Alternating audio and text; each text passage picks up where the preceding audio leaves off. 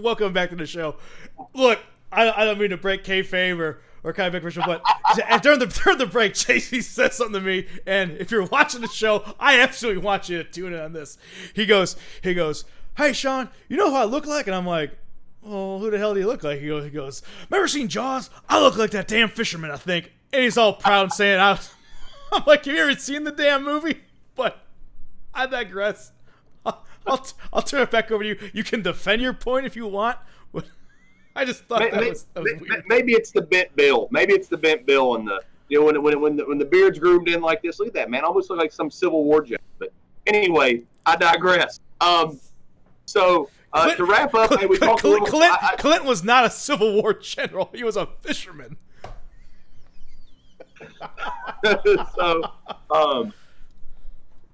You got my loot, man. But like Sean was saying, or I was saying, talking a little bit about West Virginia, talking about my little top 5 list, where I'm at and what I'm doing right now. Coming up in the near fight, Sean.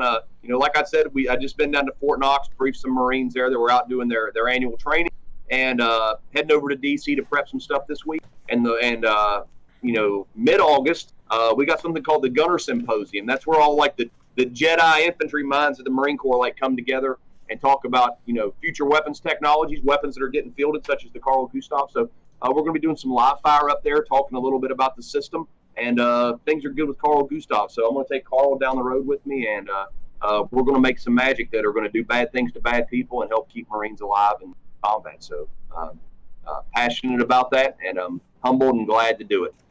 So what do you got for us, though, man? You got some current events? You got some juicy stuff that's going to get people spun up out there? Brother, let me tell you what. And before we get in this, I'm going to go ahead and give your parental advising right now. All right? Our history. We are 2 Marine Corps veterans. We have fought side by side in 2 different countries. We have been in over 10 years each. I was in 13. JC was close to damn near 23.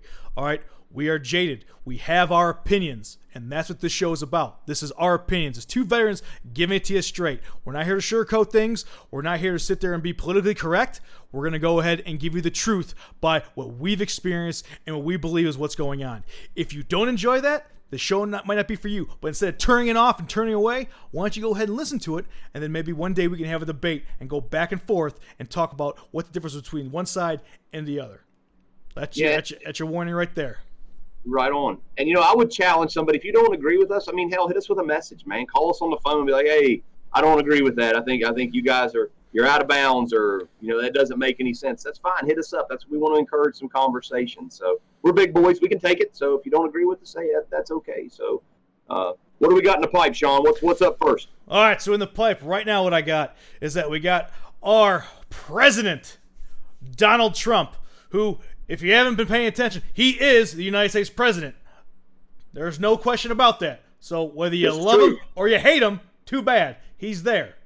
So what we got right now, we got the man is sitting there calling you out. He's calling people out left and right. And that's what I love about him, okay? He's calling them out. He's telling them what's wrong. And then they're getting offended because then they're realizing that, guess what? Your shit does stink. You're not perfect.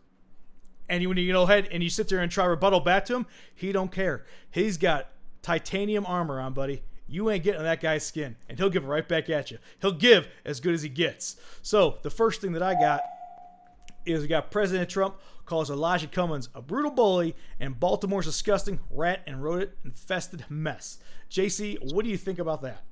Well, listen, I can only go off what I have seen with my own eyes, and I'm going to lump Mr. Cummings in with a lot of our bigger cities who happen to be ran by Democratic leadership and have been for some time.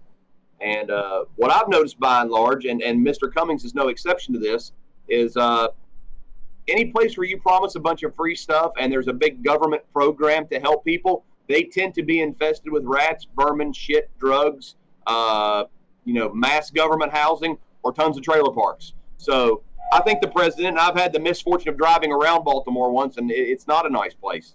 But what you'll find on the media and what you'll see people try to say is, well, the president's a racist because he called out Elijah Cummings. Listen, the Donald does not give you the lube and does not sugarcoat things. Now, while sometimes I disagree with the Donald's delivery. Like, I think his delivery could be better. He's generally spot on with a problem. It's like, hey, there went a rat. Well, no shit, there went a rat. Or there's a big pile of garbage. There's a big pile of garbage. Go clean your stuff up. What amazes me is how people such as Mr. Cummings, I think that guy's been in office how long? 10, 15, 20? For a while now. Several years. Yeah. Your city's still screwed up. You dumbasses keep voting for him. All right? Again, I spoke earlier about my home state of West Virginia. If there's no incentive to get better, people just think that's life. That's just the way that it is. Right. Meanwhile, in the trailer park, meanwhile in government housing, it just continues to stay the same. So I'm with the Donald on this one. Yes, Elijah Cummings, your city's a dump. No, that's 100% exactly what it is. He's calling you out. He's telling you what you got to fix, and then you're going to bitch at him when you got to maybe put forth a little effort to fix it. Hey, you could tell when somebody's full of shit is that when they sit there and go ahead and promise you free stuff. Nothing's free. I mean, the podcast even says it. You know, freedom isn't free. It's played with blood, sweat, and tears by us veterans, men and women that go overseas and risk our lives every single day. All right? Right. The same thing that goes back home. You got law enforcement. You got EMS. You got firefighters. You got these people that sit there and go and risk their lives for this, but where's the due diligence here? Hey. Taxpayer funded, buddy. It's coming out of somebody's pocket. Exactly. And then the biggest thing about that is that people sit there, they want more, we should have this, you have that. If you want the government involved, then the government gets to determine where their money goes and how it's going and what they're going to do with it. You can't bitch about it. When you ask for help and you get help, you can't slap the hand that feeds you. It's not your money. It's theirs. So, you got two choices. Either you fix your problem yourself, or you ask for forgiveness and ask for whatever you can get. And when you get it, if it's not to your tasting, oh well, you swallow it and you move forward. It's that simple. Man, when you have places that live in such desperation and there's never incentive for people to do better, or people just don't think that they can, I mean, simple things. Go clean your stuff up. But people don't care, so. No, and that kind of goes back to, we were kind of talking about, it's, you know, it's like a big transition. Like when you move back, you meet people. Look, man, I think the biggest thing with society that you meet in, you know, especially I've noticed just by getting ready to go to college, and it's not everywhere, but I'll tell you exactly what I see. It's the experience I had, is that you have a lot of people out there who want to have nothing but good things their way, want a trophy when they didn't earn it, and they're afraid to lace some boots up and put forth hard work. That's what you got to do. You know, as soon as somebody runs in hard times, you don't sit there and collapse and crumble. A real person who's strong, who's independent, is going to sit there, take it as it is, learn from it, stand back up, and move forward and conquer something else. Just because you fail doesn't mean that it's a bad thing. Learn from it. Here I am. And here I am, a little north of 40 years old. Always had to fight from the underdog position. You kind of developed who I was as a person. To kind of develop my personality, the way I do things. And what I've learned along my way, Sean, as well as you have, is nothing in this world, nothing, whether it's promised by government, this person, that person, this entity, nothing in this world comes cheap, comes easy, or comes free. If it's worth the damn, it's not coming cheap, easy, or free. It's going to take guts. It's going to take hard work, and it's going to take some intelligence. It's going to take a lot of things, man. You got to, like you said, you got to lace the boots up and get out there and get after it, man. So we got to get away from that. It's bad for. I see it here. I see it in my home state. I see it in my hometown. You got to be willing to work, man. You got to get out there and hustle. No, you see it everywhere. That's in your home state. Hell, like I said, I grew up in a great state of Cleveland. Ohio, you got the east, you got the west, and you got the suburbs. I mean, Cleveland itself, they're recently in years they've been trying to, bring their back up, bring a little bit more business in there, clean their act up a little bit. But man, before that, there was places you just didn't go. Hell, there's places here in Tucson, in Arizona, you just don't go. You just don't go there because bad things are going to happen. Again, but when you look at the demographic of who's in there, it's garbage. People just being lazy. They don't want to sit there and work for it. And I don't care. I don't care what anybody says. Maybe like 10% of the people will sit there and try and do better themselves. But everybody else, they're just taking it as this. Oh, it's free. When I hear somebody say this, oh, it's free money. You're entitled to it. There is nothing free. Somebody's paying for it, whether it's you or I or anybody. Specific to stuff like this, I think we have a generational cultural problem. Oh, no. This isn't something that just came about the past couple of years. That's why I go back to Mr. Cummings. It's like, dude, you've been elected, you've been in office this long, and he's even said it himself. His town's dirty and infested. Well, if I'm electing you to be the leader, if I'm like, Sean, you're the platoon sergeant, I'm holding you accountable. The voters should hold their elected officials accountable. In this case, I just don't think that they have, No. And it's too bad. It's too bad. It 100% is. It 100% is horrible. And that's what it comes down to. It's just the fact that you elected a guy because they keep offering you free stuff. Well, guess what? If you're not doing anything to better yourself, it's continue to be garbage. And that's the one thing that I love it, is that, no, he's been elected official for what, maybe 15, 20 years? I don't know. And you know what? I don't care, because he's done nothing. He's done nothing. He's brought on the table. You got a guy who got pissed off, who was another party, and then it goes, I'm tired of the way America's getting run. Became president of the United States. And guess what? Since he's been in office, he's been delivering on his promises left and right. That's absolutely 100% a fact. Whether you can swallow it, I don't care. It's right there in your face. Open your eyes and see what's going on. Whether you like the guy or you love the guy, he's at least producing something that he says he's going to do. Whether it takes a minute or it takes 30 seconds, he's still working to what he wants to accomplish. So I'll give him that all day.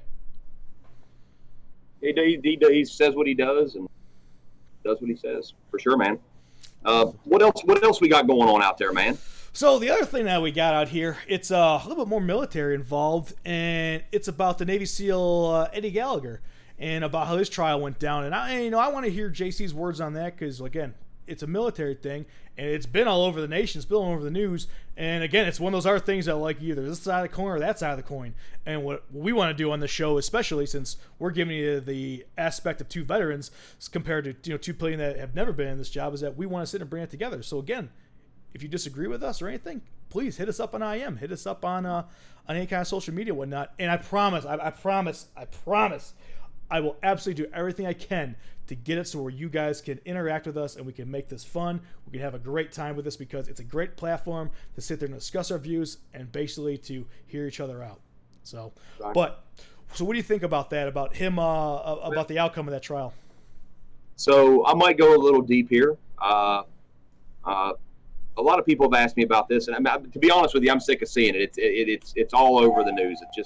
It's dominate. It's always on there. Navy SEAL Eddie Gallagher. It's just always there. First of all, I sympathize with anybody that has to go over there and put boots to asses to capture the amount of stress that goes into that, with the effect it has on somebody's brain. Combat's not pretty. It's not perfect. It's not packaged in this nice, neat little box. People go over there and they make mistakes. So I think anytime you go to try a military member who's been in kinetic combat, I would remind them that there is a heavy toll that person pays. Okay, Eddie Gallagher was cleared. He did take a picture with a dead body. We know that's a no-no. Probably shouldn't have done that. But what was troubling, and I don't know Eddie Gallagher, I don't know enough about him. Am I glad as a country that he's not going to prison? He's going to get to spend time with his wife and children. Absolutely, of course, I'm glad of that. And I wasn't there on the ground with him, as well as I do, Sean. You tell a war story, and if somebody physically wasn't standing there with us, they don't understand that as you and me physically experienced it. So I sympathize with the chief. If he's still a chief, I don't know if they ended up busting him down or not. But I'm glad that's in the rear. It seems to be that it's pretty much in the rear view for him. That they've dealt with it. But what's funny to me is the Navy decided that they were going to give the prosecution team a bunch of damn medals. It's like, listen, I pinned Sean Christ for the 1, 2, 3. I am the United States champion, not Sean Christ. Okay. You get what I'm saying? It's absolutely it's a fictional tale you're telling, because that would never happen. You don't award somebody for failure, and that's another problem we see in society, Sean, is you don't get a trophy for losing. Okay, I get it. If there's a big competition or a big tournament, when we were growing up, even for you're a little bit younger than me, is we've got first, second, and third place. Now we have third runner-up, second run. I mean, no. Give the top three and then move on about your business. But not everybody gets a trophy and not everybody gets rewarded. You got gold, you got gold, you got silver, you got bronze. You didn't make the cut. Better luck next year. Train harder, work faster. We'll see you out there. That's how it is. On the flip side of all this, you don't give the prosecution a medal. You lost. Now, if that individual sailor was on the prosecution at the end of their 3 years, hey, they worked this many cases, they put in this hour as a sailor, Marine, soldier, whatever, they worked hard, they did their job, absolutely reward them. But to identify this as some type of impact moment and award them, I just think it's done in poor taste. And in hindsight, I'm sure whoever generated those awards is probably like, yeah, I probably missed the mark on this. So I think it's all been a shit show. I think whenever we try military personnel on stuff that goes on over there for obvious reasons, I think that should be kept low key. I think the military should do a much, much better job of keeping that information close hold. Whoever was in charge of that should say, hey, the case is ongoing and we'll fill you guys in. But we don't do that. We make a spectacle out of it. I think that's what it's become. So for the chief and his family, I hope it's in the rear view for him, and just another sad chapter in today's society. No, and that's spot on, because here's the thing. Listen, to people watching at home that aren't in the military, let me explain something to you, okay? Especially the infantry. We're not there to win hearts and minds. I don't care what anybody says, because you look at all the wars that we went out there and did our job and did it to the best of our ability. We kicked ass. We had no problems with it. When you start adding politics into it, that's when we start losing American lives. That's where we start getting people hurt for no reason. That's where somebody gets shot and I can't return fire because, it's rules of engagement. That's not my job. When you're overseas and you're elbow to elbow, your face is down in the dirt, you're hooking and jabbing, and you're sitting there returning fire, your job is not to perform your MOS. It's not to perform anything Marine Corps related. It is to make sure that you and your fellow personnel next to you on your team, in your squad, in your platoon, in whatever you're in, they all come home alive. I don't care what it takes. That's right. What it is all about, is ensuring the welfare, is ensuring the upkeep of American lives. If you're not with us, then you're against us. And let me tell you what, this is the greatest country in the world. It's the greatest military in the world. If you want to step toe to toe, be ready to go blow for blow. Because I tell you what right now, everybody, you're going to hear words like, we're tip of the spear. We're leaf in the front. Especially the Marine Corps infantry. I always hated that because let me tell you what, I'm not the tip of the spear. Those are your recon guys. Those are your MARSOC guys. Those are your Green Berets. Those are your SEALs. They're precision strikes units. And the reason why this, think of a puddle of water. Think of a spear. It's a very, very sharp, very thin object. It stabs in the water. What do you get? You get a little bit of ripples, and then it calms down because they hit their objective, they come back.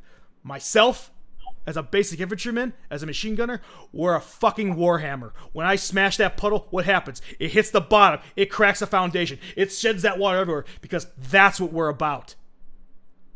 We are shock and awe. Be ready for a fight because you're going to get it. You're going to get a fight you've never seen before. And I guarantee you, when the bullets stop flying and the bombs stop dropping, you're going to see the flag that's covered in red, white, and blue, staying true and true. And I am going to go home and celebrate with my fellow Marines that went overseas with me. That's my goal. I don't care what your opinion is. I don't care if you were good guys or bad guys. It is the ultimate goal of saving lives and ensuring the defense and well-being of this country. I don't care how you do it. I digress. You're getting pretty passionate there on me, man. It makes the college coming out with me because these are debates that I sit there and I got to sit there and explain to people that are like, that have never done it. And I'm like, I'm not closed-minded to it, but you can't sit there and say your opinion is better than mine or what is. But no, it's exactly what it is. Let the military do their job. Yes, there's things that could have been handled different, but all in all, what harm was done? It's not in good taste. There's a lot of things that ain't in good taste in this world. You deal with it. But my opinion, and it's absolutely my opinion, is reporters, people that want to sit there and report the news on what goes on overseas and what goes on with the military, hey, there's a limit. Keep your nose out of it. Let us do our jobs. Because that's when people get hurt. Hell, how many times have you seen it where reporters have released a battle plan before you've even done it? It's happened quite a bit. Geraldo Rivera did during the Gulf Storm, during Gulf War. It's documented. Man, it's like this to me. War is dirty business. We all, collectively, I think our group of guys, let's say our unit, the 2.5 years that we served doing combat ops together, I think we did business the right way. We treated bad guys with dignity and respect, but never trusted them. Right? I mean, locals, dignity and respect, but that doesn't mean you trust. And if somebody's going to stick their head up and screw around, man, you bring the full weight of what you got at them. Did we make mistakes along the way? I'm sure we did. But when it comes back to, like I say, I don't lose any sleep at night. I don't think we ever did anything immoral. We ever did anything unethical and inhumane. No, we did. You're absolutely right. But everybody's had a different experience. Like I said, I wasn't there with Chief Gallagher when all this happened. I don't know what he experienced. I don't know what his fellow SEALs experienced. The UCMJ has ran its course, and I'm glad the guy's moving along with his life. He's proven innocent. There's no outcome that should be any negative. He was proven innocent under the UCMJ. Guess what? He should have everything he had before, if it was taken away, reinstated, and move on with a successful career. That's the way it works. That's justice. Yep. Whether you like it or you don't like it, doesn't matter. That's the outcome. Speaking of justice, let's move on from this one. What else we got going on out there with the military? Woo-hoo. All right, so this is one that this one does hit home. And again, here we go. We're going to give it to you straight. You have 16. Let me say that again. You have 16 U.S. Marines arrested on accusations ranging from human smuggling to drugs, officials say.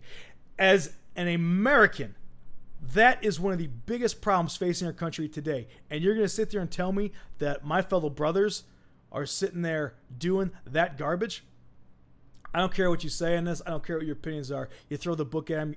You don't give them anything. There's no reason for that. You can't be part of the elite organization of the United States Marine Corps and do this crap. You're the bottom of the barrel. You're human scum. Get the hell out of here. I have no time for you. I have no passion for whatever comes our way. Yeah. To arrest that many Marines, and let's say a couple of them are innocent, whatever, okay, I get it. But that's a pretty astounding number from one battalion. I mean, I don't ever recall us having 16 arrests when we were in back in the day. No, that's a squad. That's a squad. You're coming ineffective. That's a squad gone. Squad reinforcement. That's half a fucking platoon. That's gone. Here's what I say. If they were arrested, and those are legitimate charges for everything from human trafficking to drug trafficking to everything under the sun, those guys, and let's say, obviously this is a big deal. This is the part that pains me. These 16 assholes have just created so much time. Oh. They've created this big space of time that's going to be taken away from the Marines of that unit, and probably eventually from Marines across the Marine Corps, by and large. So if you're a commander or a senior enlisted setting out there right now, know this. Most infantry folks know who I am. I'm the Carl Gustav guy. I'm Gunner Knight. When I go out, junior commanders and their enlisted counterparts, they all are concerned with the amount of time they get taken away from them for bullshit. Bullshit. Motorcycle safety, tobacco cessation, sexual assault prevention, suicide awareness, liberty packets for a kid to go on weekend liberty, hearing people beat the drum about not doing the wrong thing. Listen, while those all are probably well-meaning programs, okay, if you just had caring, concerned leadership that just took care of their Marines, we wouldn't have to waste time on a bunch of bullshit. Those 16 assholes created bullshit for a company commander, his first sergeant, and his company gunny. And it takes time away from them from training for what's important, and that's going and cracking heads in the name of this great nation and bringing everybody home alive. That's the part of this that pisses me off. So, if you're a senior Marine out there, don't take this out on your Marines, and don't create some other bullshit fucking program that gives some asshole a job up in Quantico. Oh, 100%. Because if you read that article, it says right there, the only ones that are arrested are your E2s and your E4s. That's bottom tier. That's not your staff NCOs. That's not your officers. From a rank perspective. So if I was to just take a snapshot of this, and I want to be fair to 1-5, they might very well be a great unit. But if you've got that many problems in one place, and again, we don't know if that's from every different company or if that's all from one unit.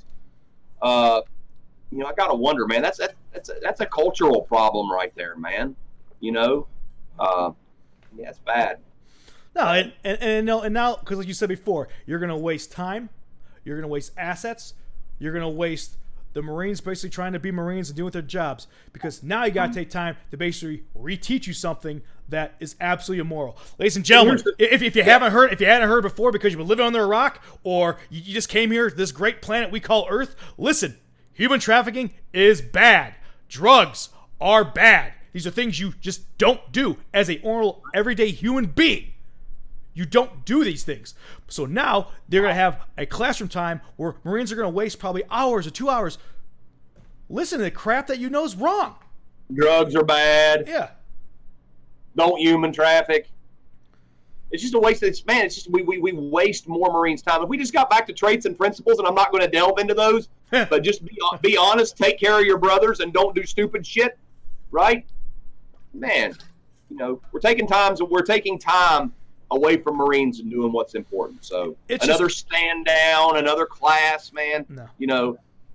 And look, I wasn't trying to say that suicide awareness wasn't important. It absolutely is. But if your focus today was, hey, let's increase some brotherhood, let's take care of each other, it becomes a self-fulfilling prophecy. You don't have to have a class titled suicide awareness or motorcycle safety. It's like, let me fuck with my Marines Monday through Thursday, and then, or not fuck with them Monday through Thursday, just waste their time and stand by for word.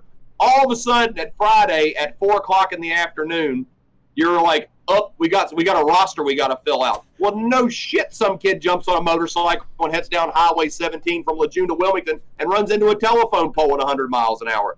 I don't need a motorcycle safety class. I need a class that says, this is how we take care of our Marine. It's just basically leadership getting involved. Like I said, hey, people make decisions. Not saying they have bad leadership. You can't control every aspect. I couldn't understand why there were times I get called in the company office when I'm busy sleeping at 3 a.m. and a Marine gets a DUI or a Marine does drug. It's like, well, I'm not his father. Okay, he's not living with me. If you want, absolutely, I'll take in the whole platoon. Give me that money in the dependent paycheck, so I got fucking 35 dependents. 100%, I'll do that. But it's common sense. All you gotta do is be involved. And let me tell you what: if you are involved with any kind of leadership, and you're involved with any kind of junior Marines or soldiers or airmen, it doesn't matter. You are going to know when something's going on. There are 100 times over and over again. Someone comes into work over the weekend, and I'm just sitting there looking at him. You could tell right away there's something going on there. Hey, Devil Dog, come here. Let me talk to you for a second. Or just talk to him. Don't sit there not chewing his ass. Not like, what's going on with his attitude.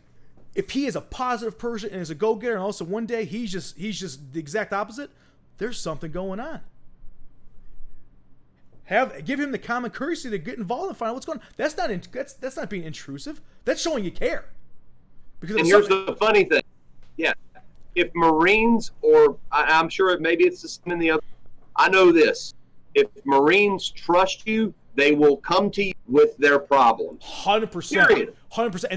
And that goes for the rest of your career. I've had Marines that I've worked with when I'm no longer in infantry or when I even retired. They're still coming with issues.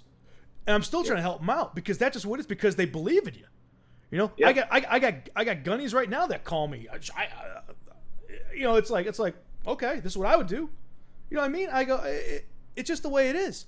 Get involved. But like I said, I'm not saying that's the leadership. I'm not saying that's what happened. All we're basically saying is that when you have bad morale, that's from the top down. When there's bad decisions being made, like something like this, there's something else going on. I'm not saying waste time or put the blame on anybody else, because absolutely not. They're scumbags. Fry them. Get them the hell out of here. Next topic. But it's just make sure that we are sitting there and looking out for each other, because everybody wants to toot their own horn, and that goes to any job. You see a lot of people that want to lead from the rear. Get out there and lead from the front. That's what separates a good leadership from a boss. You know what I mean? That's just down and dirty, and that's how I view it. Yeah, I wish 1-5 the best. Hopefully this is already in the rear view for them, not a distraction, and they have since moved on. If you want to know something, there's only 2 battalions in the Marine Corps, or not battalions, but there's 2 places in the Marine Corps you can wear French Fourze. That's 6th Marines. That's 5th Marines. We're brothers and sisters, baby. We look out for each other, and I've fought with and I've trained with 5th Marines. They're fantastic. The great organization. I just hope that they get past this and hopefully it moves forward and the machine doesn't stop turning. There's a lot of great things that come out of that unit. Yeah, leadership's not an assembly line or a check in the box. Put a personal touch on it, and you generally won't have these problems. Mm-hmm. My 2 cents. What else we got, brother? All right, so now this is going to ruffle people's feathers, and this is what I'm talking about, not being scared to talk about and not being talking about to digress from, because you got something that's happening every single day. We're going to go ahead and talk about the shootings that just happened in El Paso. And personally, me, I got friends and family that live down there that go to that damn Walmart. I was just there 2 weeks ago picking up a package that I bought and driving back. It's something that's wild and crazy. And listen, you can have your own opinion on it. You can have some justification on what you think happened. Here's bottom line. Some individual who is a piece of garbage decided to take up his own stance and do something immoral and absolutely horrible, and that's who is to blame for it. Sorry, no one else.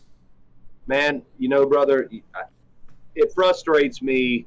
Lives are important. We're all created equal. Some of us don't end equal. Like these 2 assholes that went and killed a bunch of people. There is no justification. There is no way to make sense of this. I've seen politicians on TV today saying the president causes this. Look, Donald can be, and look, you can sit here and say, I think he's an asshole. Wonderful. You still have a moral compass. We all know right from wrong. So when I see people politicize this, and this could be the flip side if we had, we had a Democrat as a president, or the politics shouldn't even come up. What should be condemned is what these people did. And there'll be talk of legislation for guns and this, that, and the other. Look, I'm a Second Amendment guy. I don't wear an NRA hat, beat the drum on guns all day long, but your rights to own a weapon system are protected by the Second Amendment. What we should be looking at is culturally what we're doing with people and mental illness and how we raise people, but most importantly, holding these 2 people accountable. The president didn't do this. A politician didn't do this. At the end of the day, I don't think you can legislate evil. You can't create a law to upend evil. Evil's evil, and the best thing we can do when it comes to evil is to be prepared, right? If you're training to go get in a fight, guess what? You're working on your cardio. You're working on your strikes. If you're getting ready to go to the grocery store, you show up with a grocery list. Is that an inconvenience to carry a list? Is it an inconvenience to do hard cardio to prepare for a fight? Yes. Maybe we should stop having so many mindless sheep wandering around, and maybe they should be inconvenienced by having to have a gun stuck down in their back pocket or to have it in their purse. Morally sound people with weapons, I think, would deter this. So, we're never going to be able to wipe this. We're never going to be able to wipe this completely clean. There's always going to be crazy, and there are always going to be evil people. But I will tell you, luck favors the prepared. And might that be an inconvenience to be prepared? Absolutely. But nonetheless, we need to be prepared. So. No, it's 100%. I mean to cut you off there, but it's 100% on what you just said. Hey, listen, you don't like guns? Oh well, this country is founded on it. They're here. They're here to stay. I open carry on a regular basis here in the great state of Arizona because you're allowed to do that. Does it make people uneasy? Hey, guess what? A lot of things in this world make people uneasy. That doesn't mean I'm going to stop doing it. You move forward, because here's the thing. And actually, believe it or not, I saw this actually quoted on a Facebook page. And Tyler Kruger, if you're out there, I'll give you the quote. He said this. This is what he quoted. He's one of our Marines. He said that when something happens, when you're walking down the street with your family and something catastrophic comes down the road and you are now unable to defend them, you're going to wish you had every single asset with you to make sure that your family is safe. That's exactly what it is. And guess what? If somebody has a gun, you want a bigger one, or you want one that's going to go ahead and defend yourself with them. Because this is the problem people have. People are like, oh, it shouldn't be concealed carry. Oh, it shouldn't be any carry. Oh, we shouldn't have any guns. That's not the fucking issue. The issue is that you got a scumbag who decided to do something absolutely horrible. And let me tell you something right now. Let me hear somebody sit there and say, oh, this guy is mentally challenged. Bullshit. And this is why he's not mentally challenged, for the cocksucker that did this in El Paso. Look at what he looked like when he came in.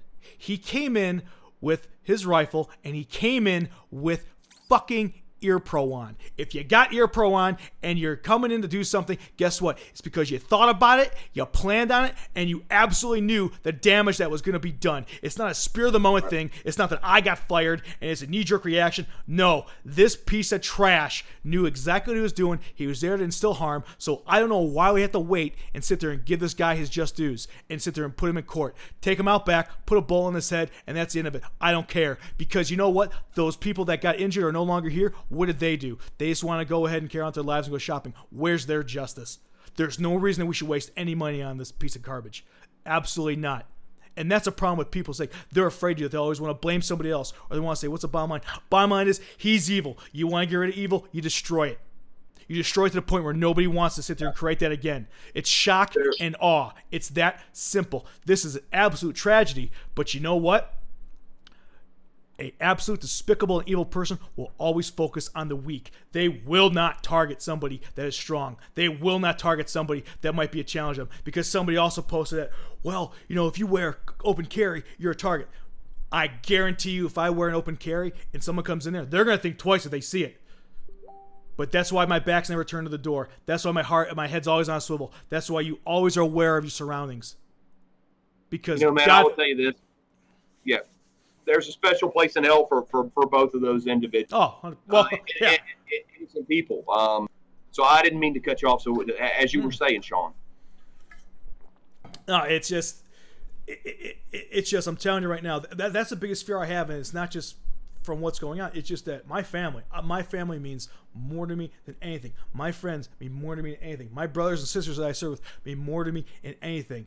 And I could never live with myself if I was in a situation where something happened to them that I could have controlled. Right. Especially back here in the States. We go overseas, we know our job, bad things happen. You live with it. You keep pushing forward. Yeah.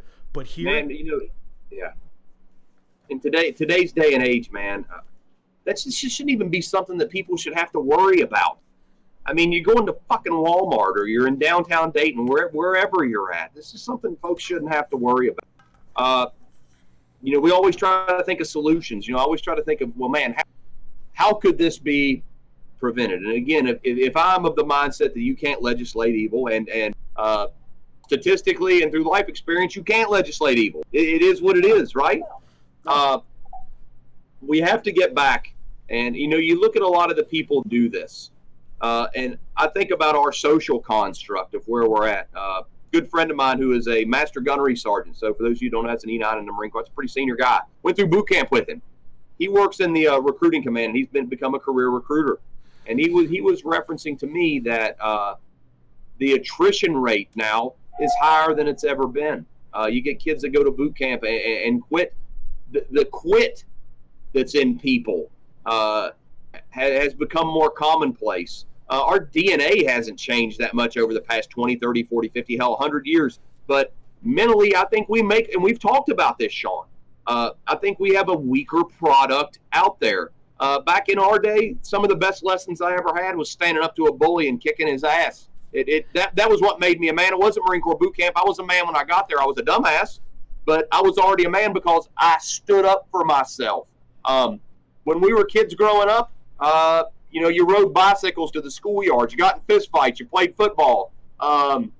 You know, you didn't have porn at the end of your hands on a phone. You're like, hey, I know the old guy that's got the stack of Playboys, you know, and you shared it with your buddies. Everything was a social gathering. Right. Or hey, I'm gonna have the local fat kid stuff a 6-pack of beer up his starter jacket. You know, you went out and you did stuff together. You made plans. You talked. You did things. You worked through problems. You learned to ride a bike. You learned to tie your shoe. You talked. You had conversations. You go in places nowadays, I challenge you, go to a local restaurant. You walk in there, you see guys between the ages of 35 and 15. And let's say there's 4 of them sitting at a table together. Instead of doing what we're doing right now, they're in their phone. They're in their own little world. It drives me nuts. I'm not, the trophy culture of everybody's a winner. You don't have any social skills. Our culture is I don't know if it's necessarily creating, but we're taking people that are already bad and we're making them worse. instead of taking bad people and marginalizing what they have in them that's bad by making them at least a little more social, learning some life lessons. We skip a lot of that, man, because I think the social construct's busted. People don't have conversations. We don't tell people, hey, Sean, you finished last today, but it's going to be okay. You're going to get better. Correct. Instead, he's like, well, shit, I just got a trophy for finish 7th out of 7 teams. I'm a winner. No, you're a loser. Oh, you got your ass kicked today. So go in your room and play Call of Duty for the whole summer and whatever, man.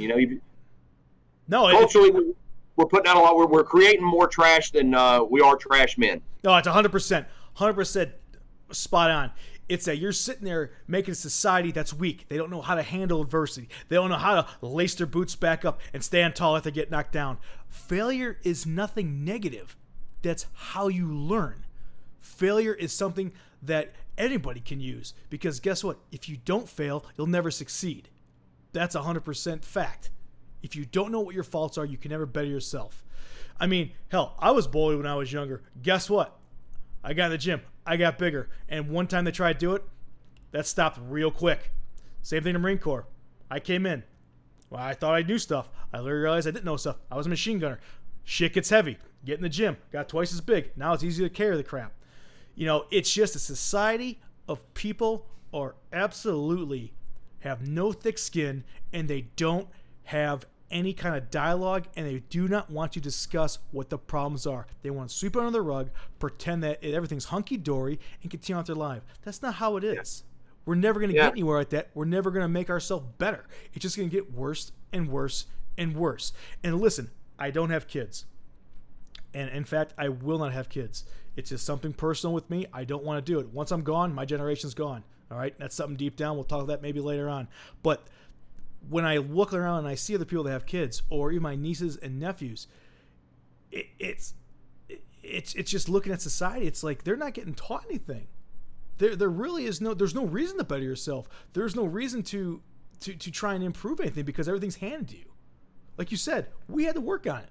Hey, I'm not saying to drink underage, but damn it, everybody's going to do it, whether you want to admit it or not. It's something that just happens. You know what? Our biggest thing was how the hell to get it. And it sometimes was very elaborate, and just doing stuff like that, that's what's going to make you into a better person. Working as a team, doing professional sport, doing any kind of curriculum activity where there's a group, that's going to create dialogue. But again, these clubs that you see, these things that we used to do when we were younger, they're disappearing left and right. Hell, go to your local park. When is the last time you've seen a local park just full of kids, just full of individuals out there having a good time, spending time just hooping and hollering and being complete ass of themselves, but enjoying every single second? You don't see it no more. No, you don't see it at all.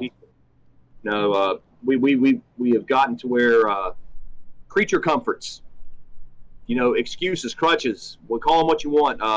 They're readily available, and people can go in their shell and not come out. And say somebody goes in there, I can only assume with some of these mass shootings, these individuals have lived in their shell, and it's like, I'm gonna poke my head out today, and all of a sudden they get flicked.